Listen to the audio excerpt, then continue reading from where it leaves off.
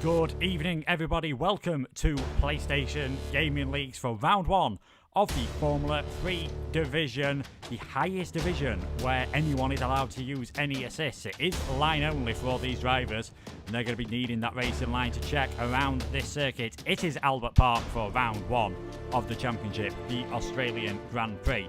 My name is Luke Etheridge, and alongside me tonight, once again in the F3 commentary box, is Sam Thompson. Sam, how are you doing? Really cannot wait to get underway with the season. It's going to be a real special season this season here in PSGL. Obviously, probably the fastest season we've ever seen in PSGL with some of the quickest drivers, and in this tier as well. I've got to say, looking for last week, anything can happen. Of course, last week unofficially we had CGT Flying Finn win, which is otherwise known as Lars, and that was his first win in PSGL from what I can remember. But it's going to be very interesting tonight because that was a rather unpredictable one, I would say. Yeah, I think it's fair to say, given previous form, we weren't necessarily expecting fantastic performances from CGT Flying Finn or Lars, as we know. We know he's had great potential, but just for one reason or another, things have not necessarily gone his way. So it is a brand new season, of course, 12 tracks that the drivers will be testing themselves with.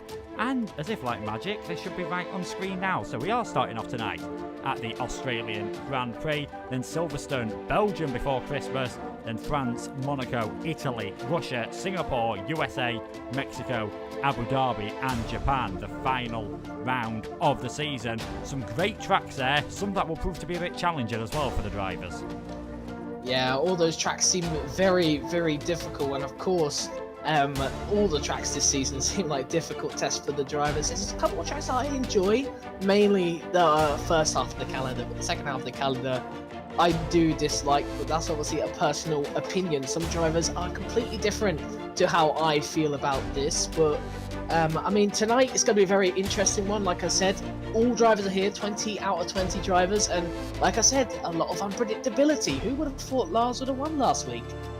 Yes, definitely. It was a fantastic, dramatic ending, really, to the pre-season race. And if you weren't there, make sure to check that out now on YouTube, because as I said, it was absolutely fantastic and not one that you guys will want to miss. We are pretty much so underway then for the first qualifying session of the season, so we might as well head in and see what the drivers are doing then around this circuit. Quite a few of them heading out on hot laps at the moment, and it is going to be Gonaninen in the Alfa Romeo. He's going to be one of the first drivers then to set a flying lap in this session, so let's see what sort of time he can do at this moment. Can he put in a decent performance as he now heads towards the finish line to get this lap underway, heading now down towards turn one. Heavy braking for this turn 1-2 chicane. DRS open once again. 3 DRS zones on this track, despite there only being 2 detection points. Now braking hard into turn 3 there, up around turn 4. Got to be careful on that curve over on the right hand side. Seems to be doing a pretty decent job of it at the moment. Next 2 corners, turn 6 and 7 chicane. Again, keeping it nice and smooth through there, hoping that he can have a nice clean lap here. Heading around now towards 8 and 9. Quite a tricky part of this circuit. You want to be flat out through there, flat out through turn 10 as well, getting yourself a best possible exit on the throttle as we now head towards the turn 11-12 chicane, one that has always caused drivers plenty of trouble over the years. He keeps it nice and careful on the exit, but you can see there, didn't spin, but did invalidate his lap, and that is probably going to be a common theme throughout this session, seeing a lot of drivers having issues invalidating laps. Yeah, it seems like a very tricky track to get right and perfect, and as you see, Gonnanen with invalidated lap, a bunch of others I'd expect to see, and Seb Vet, a driver who I noted as doing quite well last week.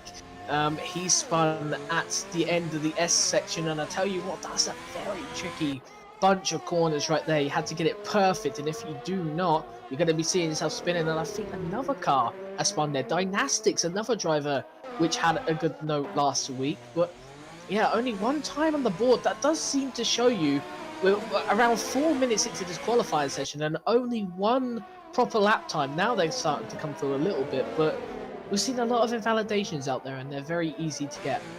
Yeah, it is definitely easy to do around this circuit. So Lovin's actually going fastest with a 118.952 at the moment in the Williams. Name Changer is just behind him for now. We'll see what BRT Faz can do. He's one of the drivers that we sort of had down as a bit of a pre-season favourite in the early stages, so it will be interesting to see what he can do at this moment in time in the Renault. He's now heading up towards, well, just coming through that turn 11, 12, and then towards this final sector of the lap where, apart from turn 13, it is pretty much single file.